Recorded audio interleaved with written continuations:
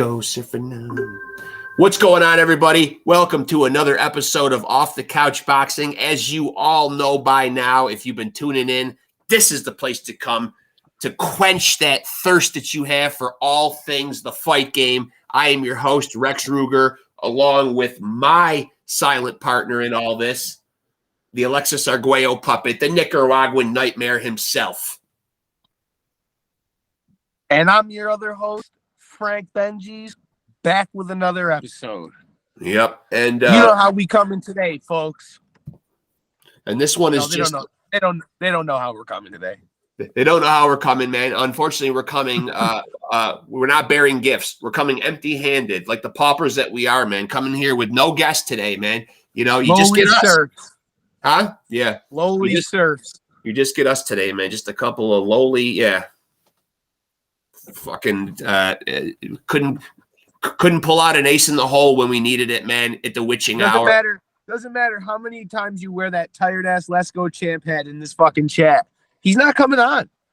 Yeah, I know. Shout out to the champ. Shout out champ. Shannon Briggs, let's go, champ. Who now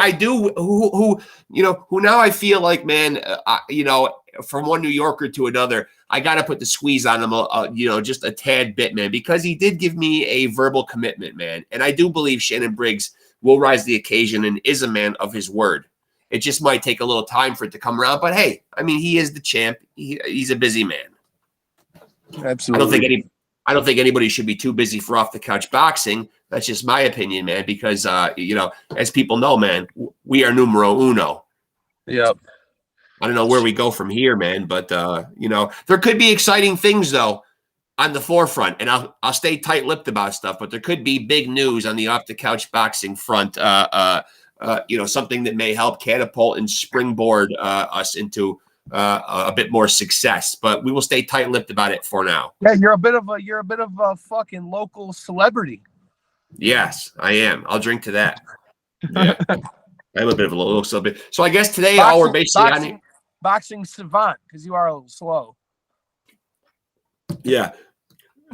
So today, I guess, as I said, man, we come with no guest, man. So, we're just catching people up, just shooting the shit about what's going on in the world of boxing, the sport that we love and respect and have the utmost love and respect for the combatants. Any man that's climbed through those ropes, man, and has been in there and done combat, man, has our utmost love and respect. And, of course, shout out to the good people that we've had on here so far, man. Just posted new content today. So episodes 31, 32, and 33 are up, which is mind-boggling. Crazy to believe that we're already that deep into it. And just so many great people, man. As I like to always say, legends, luminaries, you know what I mean? Just great people associated with this great from the loins of legends. Yeah, we've had guys from the loins of legends. I mean, and just people out there also, who may not be, a person who can come on and boast of a lot of boxing accolades and this and that. But we've had great people on, man, like Lisa McClellan, who I'd like to give a shout out, who's trying to do things behind the scenes for the shit that really matters, man. These boxers play in the long game, their life after boxing, the quality of their life after boxing. Yeah, absolutely, because it's not always something that's on the forefront of people's mind. What happens to these guys after? It's not a foregone conclusion. No, I mean, contrary to what people think, man, like these guys don't end up just rolling around in fucking money. I mean, a lot of them are in real peril and they need help. And you've got great people out there. Shout out Iceman Scully, another guy that just goes around and does what he can. Man, this is a community that really is doing what it can, to take care of its own, man. But I mean, come on, people out there, man, help. Throw a little bit into the coffers, and that'll be my spiel on that whole thing, man. But obviously, a lot of exciting shit as of the time of us recording this episode. It is December 3rd, 2023. We just saw a card last night, December 2nd. Well, first of all, before we get into that card, we want to give a shout out to a friend of the show, Chan the Man Thonson, pulled off a victory Friday night, I believe, December 1st. Yep. And, forgive me if I'm mistaken on the dates or whatever, man. And no, December 1st is right. Yep. Yeah.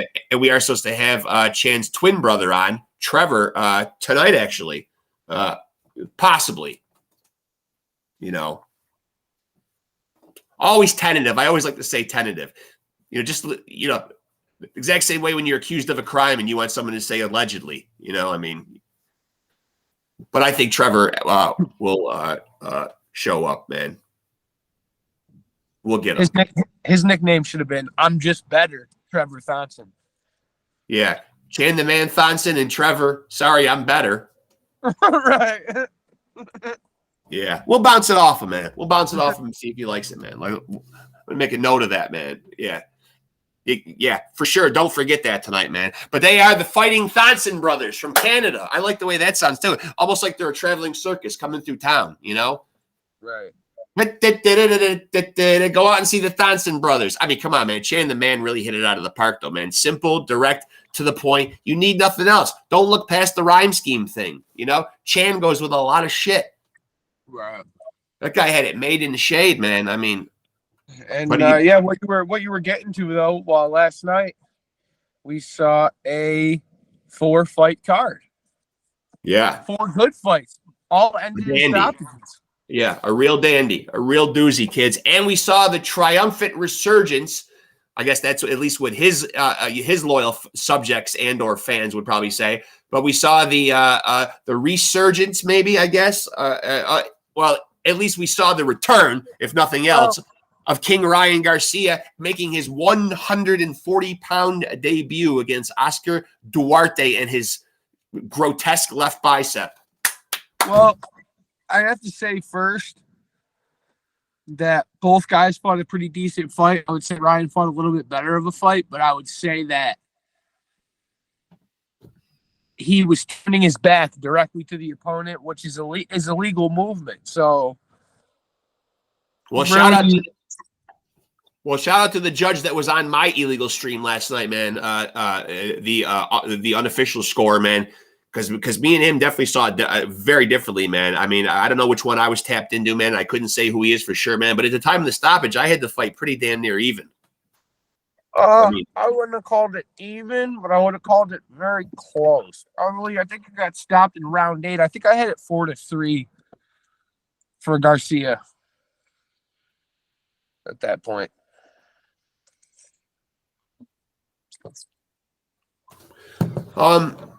You probably could have argued that it was 5-2.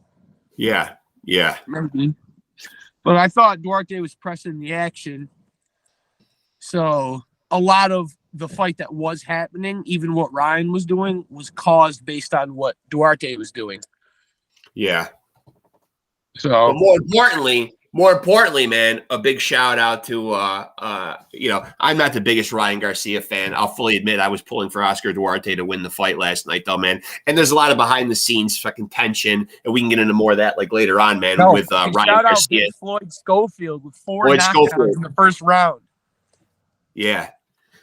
Jesus Christ, I was wondering, man, if this is going to go on any longer, are we going to see the first ever 10-1 round in boxing? I mean, how many more times are you going to drop this guy in his ass, man? He's just given away essentially fucking 4 rounds. He spotted you 4 rounds already in round 1. Right. I mean, pretty abysmal performance by whoever the hell that unknown character was. I'm blanking on his name now, but I don't want to dare call him a Tijuana cab driver for lack of a better word, man. But I mean, sit down 4 times, dude. He pretty much got sat down, dude. Like within the first 30 seconds. Yeah. But anyway, man, yeah, big shout out, man. Big shout out and big ups to Floyd Schofield and his pops, man. A lot like we are a father and son duo, man. Kid Pops Austin, baby. Huh? Kid Austin, baby. Yeah. His father has really done a great job. And shout out to them, man, because we'd love to have them on, man. I've tried reaching out to Floyd already, man. Wouldn't even mind having Pops on, man. The both of them. It would be actually, it'd be great to have them both on. Father, son. That would be the best. That would be the absolute best. That's the interview that's the interview that I'm really gunning for, because I've seen them appear in interviews together, and I think his father would really, really, hopefully dig the dynamic of their father and son duo coming on our show. That's a father-son duo. But putting that aside, though, man, I like what I've seen from this young man, and yes, I am going to heap a bunch of praise on him now, partly because I do want them to come on, but partly because the most important part is he deserves all of it, though, man. Not only is he 21 years old, not only is he brolic as fuck, man, and it looks a lot bigger than a lot of those guys at 135, and is going to be a real problem, man, with the age and the endurance and the size. I like his punching, man, the ferocity with which he punches with, man. I mean, and the fact that Pops has really done him right, man. They have a history. They were homeless. I mean, you certainly people can go and do their research and find out the whole Schofield backstory or whatever, and I might be paraphrasing some of it. But, you know, the fact that this kid is already ready for the big stage, so poised, so cool, so calm, you know what I mean? So affable, man, like with the interviewers and the host and the stuff and backstage and everything, just his interactions, just the way that young man is moving and navigating through the waters of this world. He's doing it beautifully. And that's not just a shout out to him. That's a shout out and a salute to Pops as well, man. Yeah, fucking Dominican Republic, DR, stand up, man. You got one. Yeah. And yeah, irregardless of who his opponent was, though, man, you know, last night, you know, even if he's not like a huge household name in the 135-pound division, that doesn't matter. What matters is that Floyd Schofield is ready for those guys that are household names, though. Bring on the Keyshawn Davises, bring on the Frank Martins, bring on the Pitbull Cruzes. You know, this kid is 21 years old, but I believe, if I'm not mistaken, I think he ran his record to 16-0 last night. Something like around that, yeah. I don't want to say for sure, and I will certainly fact check that now because we don't want to. He's definitely somewhere between 15 and 18-0 after that win.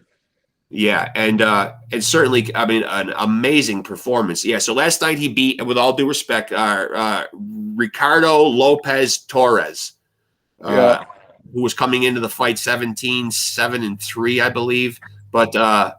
Yeah, so currently, Kid Austin is 16-0. He ran his record so I was right, 16-0 with 12 knockouts. And this kid is really just, I mean, you could tell he puts in the work. All fighters do, man. You know, yeah, he's shredded, but you could see the work that he's done in his arms. And I don't mean just pumped up muscular wise, but you know, a thickness that you see through his shoulders. And when you watch him punch, he really epitomizes what trainers will say about punching through a target, you know, or as I used to tell Mike Tyson, punch with bad intentions. I believe with that's what this kid is out there doing. Yeah, I think to sit a guy down 4 times. I mean, I got to give Torres credit for getting up 3 of the 4 times, and honestly, he probably would have gotten up from that 4th one too, but I think the ref had just seen enough at that point and hopped in. Like, you're not going to do anything. It was getting farcical. I gotta give Torres credit though, because you know he got hit with some big shots quickly and early and often. Everything was landing. Yeah, but you know, he showed he even though it was over in round 1 and it was a quick stoppage, I think Torres showed a little bit of poise to be knocked down, get back up, get immediately knocked down again, and then get back up. You know what I mean? Like that takes a bit of a bit of fortitude, you know? Yeah, and like we're talking about the main event, Ryan Garcia, he didn't fucking get up from Tank Davis hitting him. No, he did not. And that was wherein I thought the problem would lie last night, because I honestly thought that usually Duarte throws body shots at an extremely high rate, man. So I thought for sure, okay, man, like, you know, if he didn't respond well to that Tank Davis grazing body shot at best, and I will call it that, and I think most people would. I mean, he didn't really dig that shot in there, man. You know, like you see a lot about it. That wasn't a Mickey Ward-esque left hook to the liver. I mean, you know, so I thought Duarte would actually test his body a little bit more last night, man. But he seemed like he wanted to close the distance, man. But Ryan, with his quick little left hook and his using his jab enough last night, somehow managed to keep Duarte off him. Not sure about the tactic of the shoulder roll to the point of turning your whole back on the opponent, but that's a bit unorthodox. Yeah, I think Duarte couldn't nail him down for one, but I also think even when he was cutting the ring off, he wasn't active enough. Like once he would trap Ryan, he wasn't active enough with his hands for there to be anything that was, right, you know, gonna really hurt him or cause, you know what I mean, him to not just swivel out of there. And And another guy that I'd like to give congratulations to with a second round TKO was Darius Fulgham, and also have reached out to him and would like to have him on the show, man. He's another guy, man. I know, shout out Bernard Hopkins, the executioner, is very high on him, man. Golden Boy really, really, really likes him. And after last night's performance, man, I can see why. I mean, he's the real deal, man. I mean, you know, just and then we also saw a very game. Man, I was gonna say, don't forget about fucking Sugar Shane Mosley Jr. Yeah, who I was not super impressed with. I'm not super impressed with him. I'll go on the record as saying that. At least when you compare him to what Pops did, and that was a very game Joshua Conley last night because he had that eye almost closed like pretty early on though, man. But I mean, he still, you know. Yeah, but you have to admit though, Sugar Shane Mosley Jr. didn't look like elite last night or anything, but you have to say he did make that dude quit on the stool. Yeah. I heard Conley say when they flashed the camera over that direction, I don't got anything left to give. Yeah. He was done. Like he had enough for what Sugar Shane was giving him. Right. So obviously he's got some pop in those hands and his punches fucking hurt, dude. Well, I was most impressed with last night. Like my big takeaways were, you know, really getting the chance to see Fulgham. And then of course I'm very excited about Floyd Schofield, Kid Austin, and they both delivered in fine fashion. You know, Fulgham with a second round TKO, and Floyd Schofield's guy opponent didn't even get out of the first round. I mean, barely got out of the first minute. I was gonna say he didn't get out of the first round, but it wasn't even like there was like 20 seconds left. Like there was a while to go in that round. And I almost equate it to like when a top top of the line hitman comes in those mob movies with the silencer on and just pew pew, and then they're out of there and they're just gone. Like Floyd Schofield was in there, he literally pieced this guy up, didn't leave a scratch on him, man, just fucking dropped him a bunch of times and got the fuck out of there. Didn't even dig into the waters deep enough to even say, I'm gonna leave you with some cuts, I'm gonna leave you with some bruises, man. Just fucking peppered him up and fucking dropped him there a bunch of times, man. You know.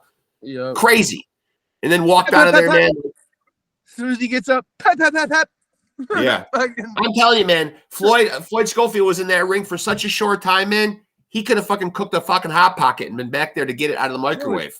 Dude, we were watching it, and our streams were a little off. I was a little ahead of you. You heard me like 4 times in a row. I'm like, oh, yeah, yeah, put him down again. Yeah. I'm pretty sure that fight lasted as long as it takes me to make a fucking a bag of microwave popcorn. You got right on par. Yeah. Yeah. I think I've taken longer pisses. Yeah. Therefore, that being said, man, if you were watching the fights last night and you went to make some popcorn, man, like when the bell fucking rang, you came back and missed Floyd Schofield's fight. Yeah. Yeah. Or you went to make a hot pocket, as I referenced earlier. You went to make I'll go as far as to say this. You went to make a bag of popcorn and you came back and they were interviewing Schofield. Yeah. Yeah. Yeah. He was on his exit walk back to the locker room. It was all wrapped very quick. Yeah. Yeah. He's certainly a young man. But it was crazy because it happened so fast. Normally, you know, a guy like Tyson comes out and he gets you out of there fast. But to see 4 knockdowns in that round, and the round to still have like 45 seconds to a minute left in it, and the fight's over, and there was 4 knockdowns. Yeah. That's crazy. I know. That's crazy. 10-6 round. Yeah. If he gets back up. Has that ever even been done before? How many 10-6 rounds have happened? I'm sure there's been a few, man, especially back in the old days, man, like where guys would, I mean, probably. I actually wonder what the biggest discrepancy is now that we're talking about it. Like 10-6, 10-5. I know personally, I once had a 10-3 round on somebody. Stop it. Alexis Arguello? Yeah, he hasn't stopped staring, man. He's been steamed for the last couple episodes. The pup. I think the Alexis Arguello puppet would pound you out. Oh yeah, I wouldn't want to mess with. Yeah, I mean, come on, man. It's the Nicaraguan nightmare. He's got to be saying that. I can't hear him. What's he talking about, Ben? What's he think about Ryan Garcia? He slid a comment over to me earlier because he's pretty shy or whatever, man. But he did say that that he wants clarification on whether Shane Mosley Jr. actually calls himself Sugar, because he says there's nothing sweet about that kid, and I think he just might be Shane Mosley Jr. Does he also put a sugar in front of his name? I don't know, but I think he should if he doesn't, right? Yeah, but I don't know. Just because his dad was Sugar doesn't mean you automatically get to inherit sugar. No, you do, though. I don't know if you do or not, man. I mean, you do. You do. Because he's got the same name. And I think for Alexis Arguello to be that biting with his comments. I know, there a bunch of guys use that Sugar Ray Robinson, Sugar Ray Leonard, Sugar Shane Mosley. But I feel like of all those guys, like, they're all great fighters in their own respect. But I feel like Sugar Shane Mosley just flows so well. It's nice. Like, I feel like it fits so perfectly. Like, it's just like the perfect blend of words together. You know what I mean? Like, not to say that Sugar Ray Leonard's a bad name or Sugar Ray Robinson doesn't work. It just, I don't know, Sugar Shane Mosley just sounds so good to me. And that could have cracked my list of fucking my check us out on Facebook at Off the Couch Boxing, at Rexx Ruger, at Frank Benji, because we're doing the 3-punch combo too. We're talking about, just different categories and just our personal our top threes of this and that. Yeah. Right. I just wanted to, because we were talking about it, I figured I'd get that out there. Should be there should be a new one coming soon. Also, I was very concerned last night, man, that Ryan Garcia was, well, it's funny because at first when we thought he came out, man, at first we thought he was wet, but I believe that to be hair gel, maybe a combination of Vaseline and hair gel. I think Ryan very much chest was very dry. Yeah, I think Ryan cares very much about his quaff, if you will. So I mean, like, that has to be in order. No, what I say last night? He's got the hair like Jesse in the Rippers. Yeah. He was very John Stamos-esque last night. Yeah. I mean. And hey, I mean, there's nothing wrong with cutting a mean jib on your way to the ring. I mean, if you want to look good, you want to look good. Nice. He cuts a mean. Hey, man, nice haircut, Ralph Macchio. Yeah. Oh yeah, that would have been. Oh yeah, that would have done Ralph Macchio circa 1984. Proud. Finely feathered. Yeah, I mean. And Oscar Duarte's got a nice little side part going on too. I'm not trying to break down their hair or whatever, man. But what needed to be broke down last night, aside from us breaking down their hairstyles, was Ryan Garcia's body. You know what? Now that I'm really thinking about it, you know what I can compare the Ryan Garcia Duarte fight to? Exactly the Shakur De Los Santos fight. The guy that needed to apply the pressure was trying to, but didn't let his hands go when he finally did. But the only difference is Ryan threw better punches than Kerr did. You know what I mean? So he had a better fight. So I would say that he definitely won that fight. Whereas I would say Shakur and De Los Santos might have to run it back because that was like, I don't know who won it, But like, I'm comparing Duarte and De Los Santos right now and saying that both of those guys in their respective fights needed to cut the ring off and throw and get really fucking active in those moments. And both of them didn't do it. Yeah. And Duarte, man, like, by that stage of the fight, man, like, should have already had like a lot of body work already fucking in the bag already, man, and it would have been paying dividends, man. But I mean, kudos to Ryan, I guess, man, for like doing enough counter punching, man, and using his jab and his movement enough. The jab was working early and often. Yeah, on Duarte, it really was. Ryan came out and he asserted a phenomenal jab, and I gotta say, as much as I'm not going to say I'm not a Ryan Garcia fan. Like, I don't hate him or anything. But, like, I just don't really view him as a real contender. But I have to say, though, that last night he started with the jab and he stayed the course of just putting that jab out there. And even at times just pawing it out there and keeping it as a rangefinder and then hitting with something.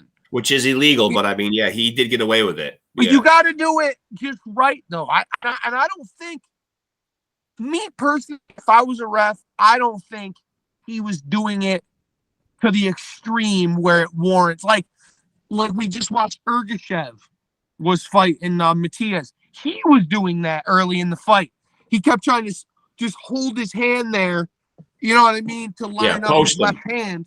Yeah. But I don't think Ryan Garcia was doing it that fiercely to where it warrants a penalty, or, you know what I mean, stoppage.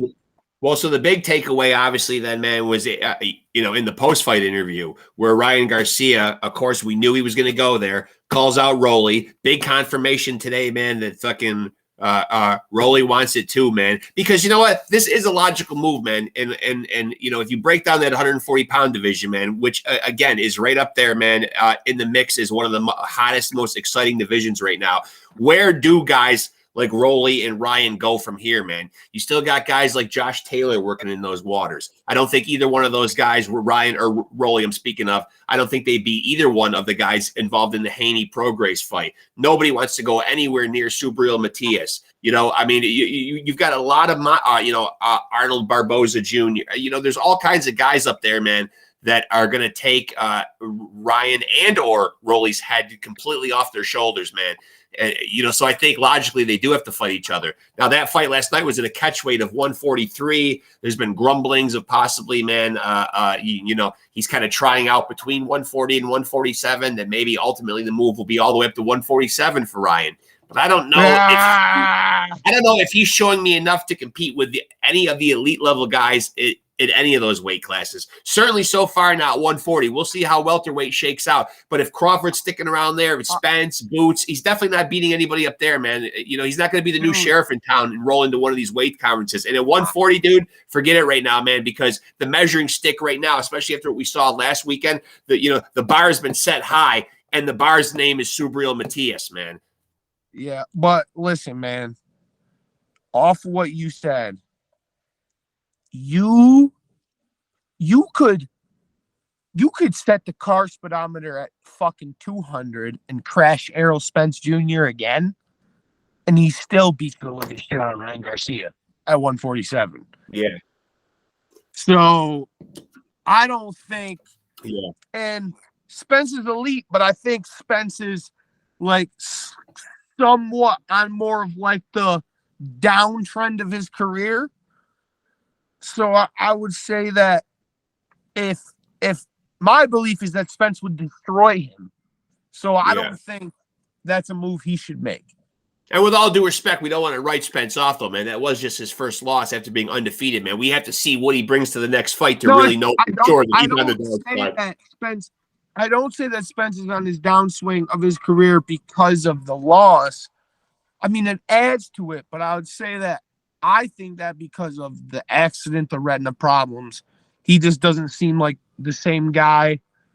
And that's ultimately why. It's just his personal problems that happened have kind of, you know what I mean, shortened his career. But it's not the first time we've seen that, and it won't be the last. Yeah. So I'm not sure if home base, so to speak, is going to be 140 pounds for Ryan Garcia going forward, man, because I just don't see what options he has, man. I mean, even guys that are no longer champions, as I mentioned earlier, that have lost belts in that weight division, who want to regain those belts, guys like Josh Taylor, you know what I mean? Like, he's not even beating those guys. I think if 135 is too draining for him, and 140 is realistically his only opportunity. But again, like you said, if he runs into somebody like a Matias, he's probably not going to fare well. If he runs into just about damn near anybody but ROLLY, I feel like. I mean. Yeah, because like even those other guys, like even if he fights a slick fighter like Catterall or something, he's still going to get whooped. My best advice to him would probably be, look, man, you guys are a couple of young, brash guys that are good with your tongue. If only you're fucking, as I said in my last 3-punch combo about Paulie Malignaggi as my number 3 trash talker, his tongue was as slick as his skill set. These guys unfortunately only have the slick tongue, not so much of a slick skill set. But if they can hype the shit out of this fight and find a way to turn this into, a spectacle that is must-see TV, and they can cash out on this one, man, and make this one big. Rolly versus Ryan. It's very marketable, rolls off the tongue, man, no matter whose name you put first or whatever, man. But this is the one, because I don't know where either one of these guys go in 140. I know in their delusional minds they think that, man. Rolly thinks that he's the king of the 140-pound division. But let's face it, he did get a gift stoppage against Barrosos. And shout out to whoever commented on YouTube that Rolly Romero fought Barroso and he was 75 years old, because that's the funniest thing I've ever heard ever. Yeah. Shout out to you, man. And I would like to see a birth certificate on Barrosos, but that's not the point, though, man. The point is, though, man, is that Rolly making claims that he's a champion has got to be absolutely infuriating, man. And people are saying on Facebook and other boxing groups that we're in, man, Subriel is coming for you. He's looking for belts, dude. And Rolly is like a child that has just fallen off a boat into the ocean. And here comes Subriel. You can almost hear the Jaws music. I'd cue it up if I had it.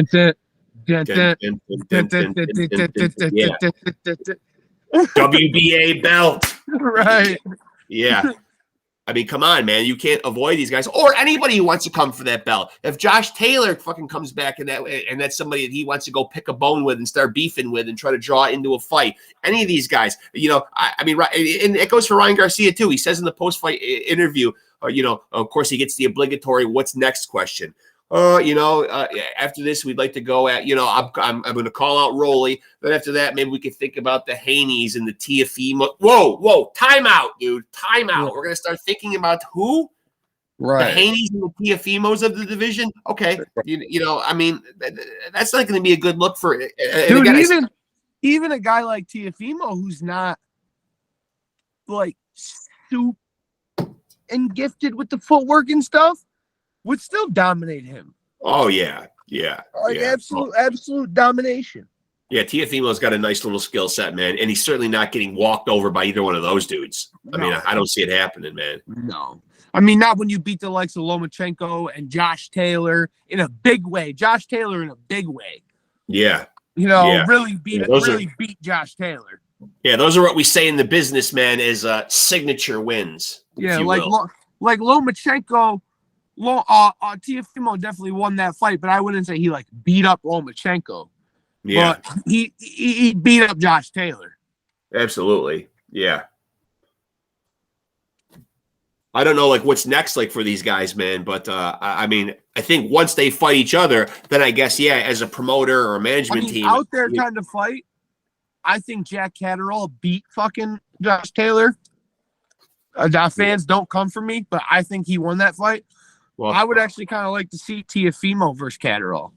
Well, Catterall, man, fucking wants that rematch with Josh Taylor, though, extremely badly. Fuck that rematch, dude. Fight the guy that beat him. Yeah, but he really was. He won that fight, dude. He won that fight. I think there's a pretty big rivalry there. They're both from the other side of the pond. Yeah. I just don't know, man. But the big takeaway is that, okay, Rolly and Ryan have to fight each other, man. But I don't know if there's necessarily the winner, as the old saying goes, there's no place to go but up. I don't know what up looks like for either one of those guys, though, man. Right, where does the winner advance to?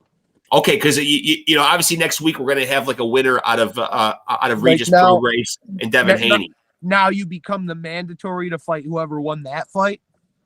Because, neither one of those guys is beating Prograis or fucking Haney.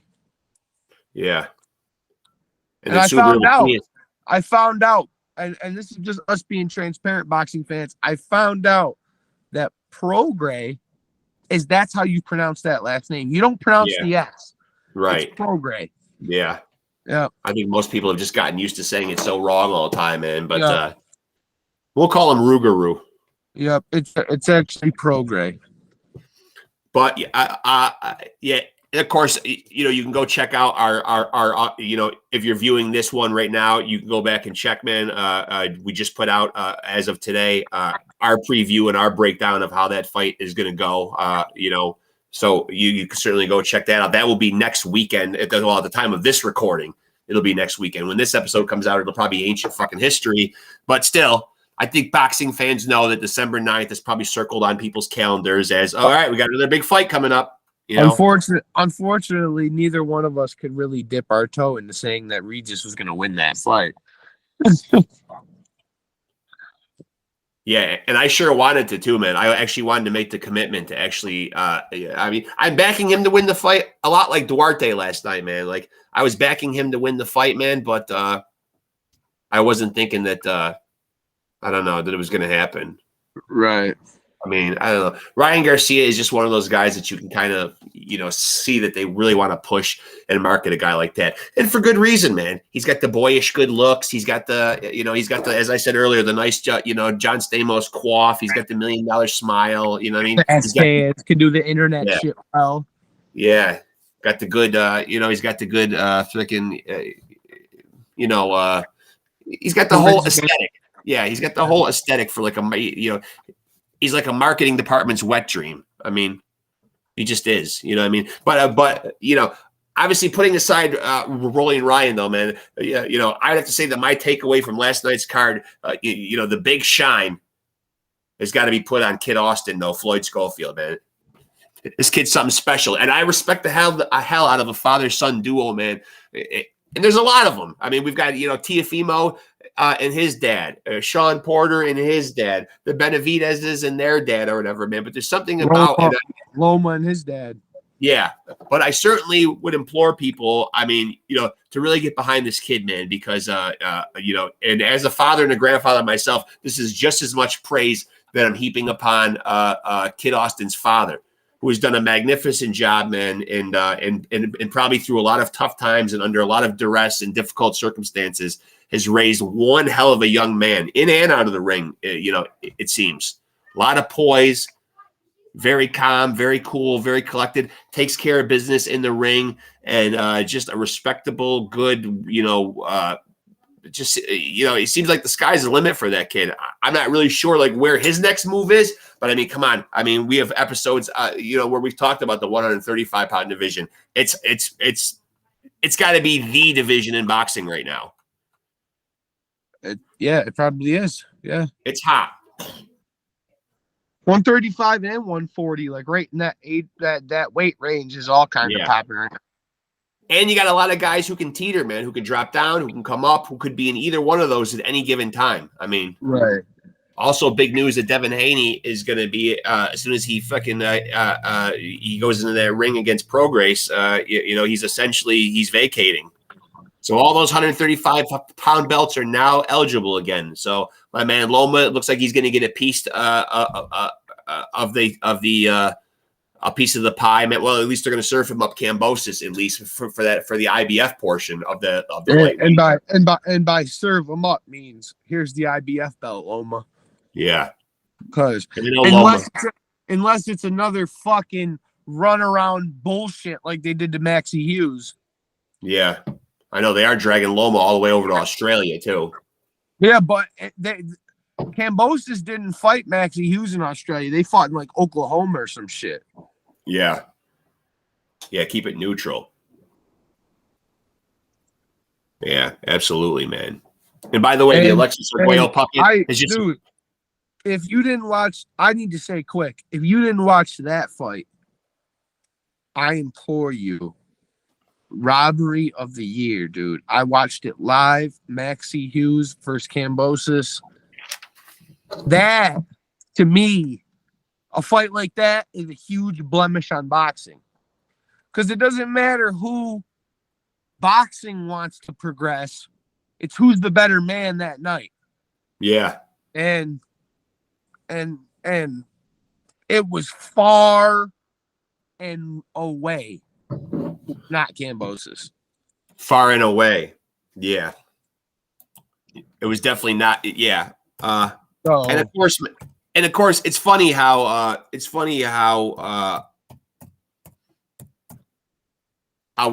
we still seem to always be talking about these, bad decisions, still very much too often. I mean, it's just like when it's that noticeable, dude. Like a guy out jabbed him, outscored him all night and lost the fight. How? And he didn't, it's not like Kambosos landed a bunch of damaging blows and Maxie Hughes took a knee or hit the mat or there was none of that. He was dominated wire to wire and then lost the fight. Right. Yeah, exactly.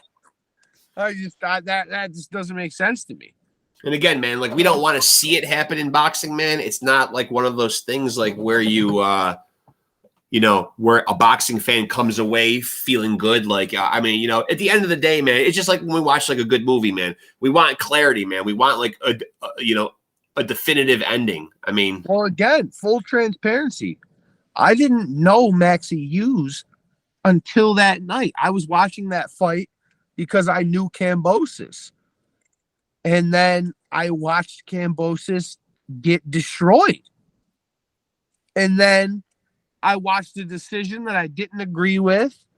And I watched a hurt fighter who's got to regroup and try to figure out where his career is going when it really should have been trending way up because he just won that fight.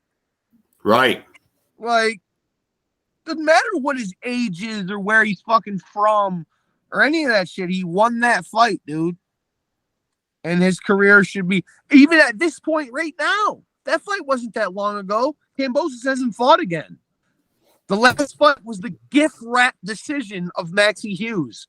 Right. So he should be fighting Loma for the IBF title. Right. Like, not Kambosos. He should have another loss served up on that resume. Yeah, and unfortunately, man, we still see, and we've talked about it on here before, man. We still see just a little too much of that still going on in boxing, and unfortunately, man, nobody seems to have a definitive answer of like, how do we fix this? How does everybody come away satisfied and happy? And I don't want to make the episode all about this, but it is an episode where we're talking about just generalized boxing topics here. Current events, stuff that's going on or whatever, and that is always going to be, sadly, a considered a current event. Well, it's current event in my mind now because Kambosos is about to have the fight with Loma, for that vacated IBF title that you brought that up. And I just strongly believe that Kambosos lost the last fight he was in. And if anybody is that contender, that it's the dude that just fucking beat him that didn't get credit for it. Right.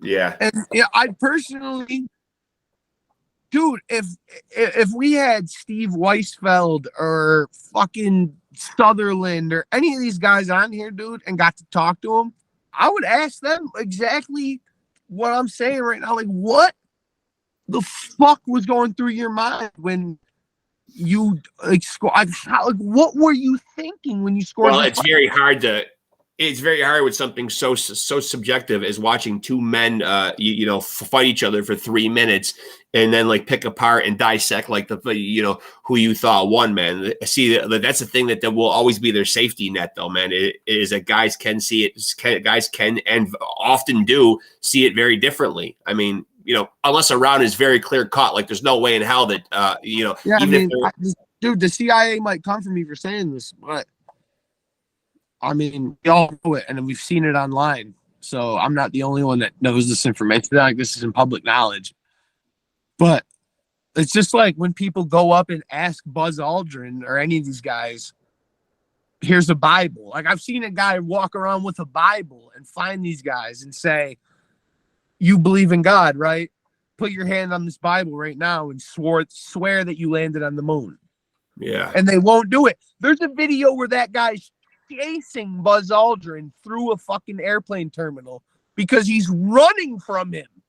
Because he's like, just wants to get off a camera and not deal with the situation anymore. He's running. Yeah. It's the same thing. Well, I certainly am very happy, man, that fucking Floyd Schofield got that win last time, man. He's a guy, and I always kind of have like a revolving list in my head, man, and it's usually like a good, 10 to 12, 10 to a dozen guys, who I'm constantly keeping an eye on, man, and he's one of those guys, man. Like it's just like I got these certain guys in boxing right now that they might not have even gotten to the point of being top stars yet, man. But there's something special and something pleasing about the way they fight, that entices me to be a fan. And he's certainly one of those guys, man, who has got my attention, if nothing else. Shout out Raymond Murataya, a guy that caught my attention big time last time out. Raymond Murataya is on that list. Yeah, like there's a nice little, it's not a particularly long list, but the guys that are on it, though, I feel like are going to be pretty, potent competitors. I mean, and some of them already have developed into that. A guy like Subriel Matias, who I've been watching for a couple of years now, but he actually has developed into that guy. Right. I don't see any reason why that's going to change. He's going to keep continuing to be that guy and evolve into that guy. And I don't know if he'll move around to any other weight divisions, man, but he's got that 140-pound division on lock, man. When they say that a guy is a boogeyman of a division, man, he's the epitome of what that is right now, or what that looks like. A bona fide boogeyman of the division. So I think, man, it's time to wrap this one up and just recap what we discussed, man. Well, we can recap that Floyd Schofield, Kid Austin is a star.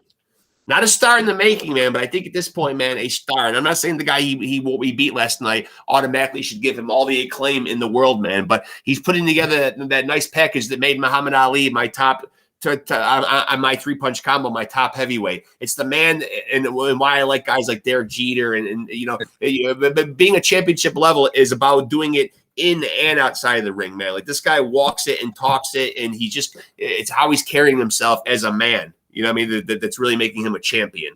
And I would say another takeaway from this episode, and this could be a title for a video, so I'm gonna say this could be a quotable right now. Ryan Garcia, suspect champion. Yeah. But yet somehow, man, just like a bad car accident that we all rubberneck and fucking crane our fucking heads out the window to look at, though. A Rolly Romero Ryan Garcia fight, man, will probably set some fucking records. I don't know, man. I mean, it will. It'll probably do quite well, man. Just because of, if nothing else, man, there may not be that much of a fight in the ring, but they will sell a fight, though, for sure. Right. The trash talking will be next level. Although I may backpedal. Yeah, so here's a fucking quotable, actually, based on what you just said. Ryan and Rolly, get it on already. Yeah. Get it on already. I should backpedal on my trash talking, though, and selling the fight, though, because Ryan is really now about that whole religious life, and I'm not going to knock that. There's no derogatory but statement coming after that, because I respect that. Every man ought to be in his have his his spiritual mode to go into, with whatever God or higher being you so choose to follow or whatever, man. You delve into that part of your life, and that part of your life is rich, and that's getting you through life. I say I can take that and run with it, man, for sure. So I'm not knocking that, but I think he may peel back a little bit from too much derogatory. Although Rolly can entice you, though, man. He could be one of those guys, I'm sure, man, who if someone's going to bring it out of somebody, he's a guy that could do that, I think. Right.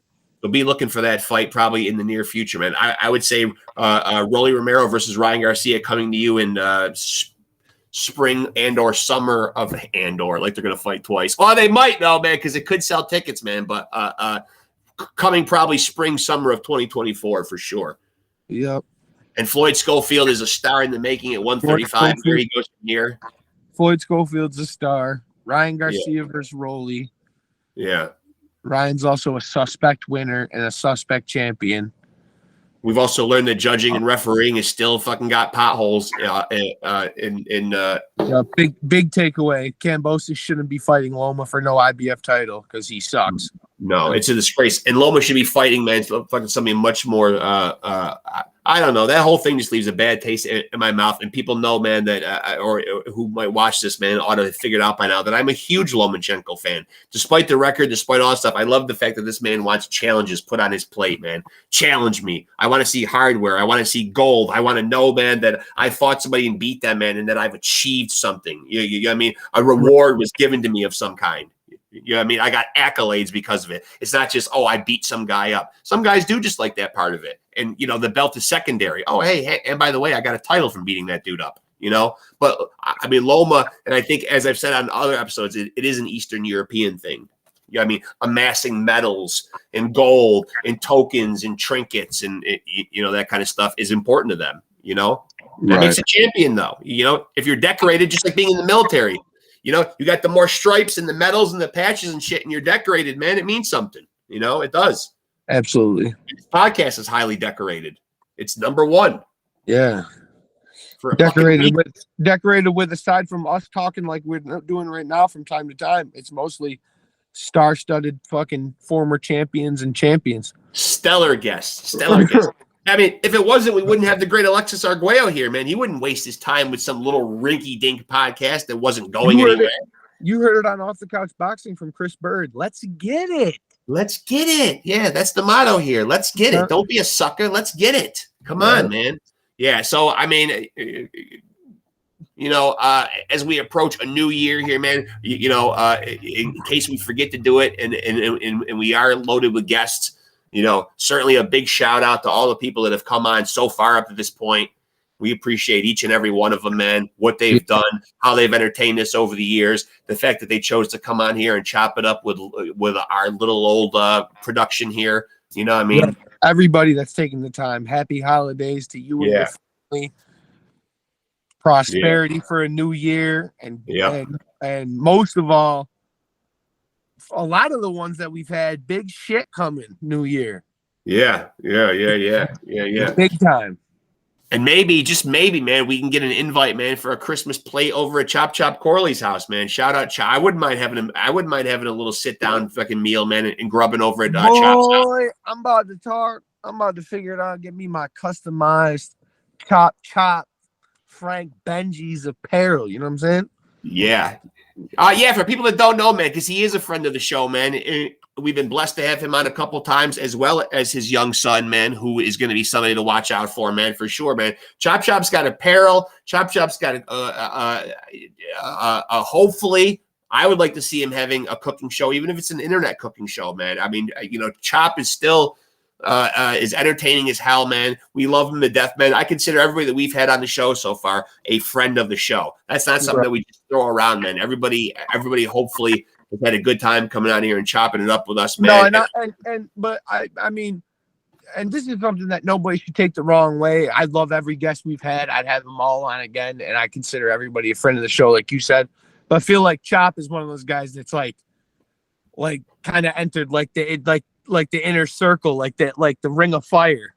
Yeah. You know, of Off the Couch Boxing. Like, just like we told him, you know, it's just like we told him, man. He's like Uncle Chop at this point. Right. I mean, he is, man. I mean, he's a staple on Off the Couch Boxing. He's a staple, man. Go out and get your Chop Chop apparel, man. He's got the nice fucking, you know, he's got the nice Axe logo, man. You know, he's got some great fucking winter hats, man. That dude, you know, those customizable jackets are tough with the lettering style he's got. Yeah, old school like Letterman's jacket. I like that. Those are fire. Yeah. I'm gonna be sporting one of those pretty soon though, too, man, like with a nice Rexx on back. Yeah, gotta get that. I gotta have me one of those. And you know what? It's not the point that you couldn't go get that jacket custom made someplace, man. But the fact that it's Chop, you know, right? It's Chop. You know, I want that shit coming from Chop. Chop, man. Yeah, supporting Chop, man. Chop, his little boy, man. Everything they're doing. Yeah. And let's also put some respect on that man's name, because he, unlike a lot of people, man, who don't want to be relegated to certain roles. Oh, I don't want to be looked at as a journeyman. I don't want to be looked at. Chop is proud of the fact that he was a gatekeeper, man. Win, lose, or draw, man. He was holding it down, man, for his fucking division and fucking saying, man, you'll know when you're good, man, if I give you the fucking thumbs up. You know what I mean? Right. let's see how you do against me, man, because I take everybody the fucking distance at the very fucking least, man. You're going to get a night's work out of me, man. Pack a fucking lunch, boy. Right. Pack a fucking lunch, man. You ain't got an easy night's work, man, with fucking Chop Chop. Plus, I just love just being his friend on Facebook, man. He's just full of so much fucking, he's really enjoying life. He's got the chef's hat on. He's fucking gallivanting around the kitchen, man. He's flitting all over. What a fucking phenomenal guy, dude. Yeah, just a phenomenal guy, man. And just, it's been such a pleasure getting to know him, as it has, like you said, with all the guests, man. It's been a pleasure getting, some of their, their personal contact information. Of course, dude. Like anything in life, dude, you get to know some people more than you get to know others, and just the way it works. Yeah. I mean, but there are people out there doing beautiful things, though. We've been fortunate enough to have Monty Barrett, man, who's doing phenomenal things, mentoring and helping out fucking kids. We've had Iceman Scully doing his part to help out, these brothers in this boxing fraternity, his colleagues, if you will, raising money for them. But, as we mentioned at the top of the show, people like Lisa McClellan, working compassionately and tirelessly. I mean, just people that have come on here and just had great conversations with us, man. Even some of the young competitors, man. Shout out to, well, he's young to me, but he's older than you, though. Gerald McClellan Jr. or Sharif Hasim Rahman, great young kid. You know what I mean? Like Cassius Chaney. You know what I mean? Chan Thonson and his brother Trevor. You know what I mean? Just great young guys, man. And can't forget Aaron the Silencer, baby. Yeah, representing Ireland. The Irish. Right, just recapping, man, because it is almost the end of the year, man. Yeah, we're and like I said, we're 33 episodes into this, man, and everybody is always welcome. Let's go, Stevie McKenna, man. Pull up on us. Hey, listen, man. I mean, the invite is out to a lot of people, man. The red carpet is rolled out for everybody and anybody, man. You know what I mean? Like, I even as high up as you think you are on the boxing food chain, or if you're just fucking coming out of the fucking like the amateurs, man, and you got 2-3 fights under your belt, we'll chop it up with anybody, man. You know what I mean? If you're passionate about this knuckle game, man, we're all about it, man. We're all about it. Absolutely. That being said, let's get the hell out of here, man. And I gotta quote our great American poet Gary Busey by saying that I can go 15 seconds with anything. Yeah, and I gotta say, man, that kids, pull the ear close. It's holiday time, kids. If you want to be a champion, then you got to make sure that you roll with the champs. Happy holidays, kids.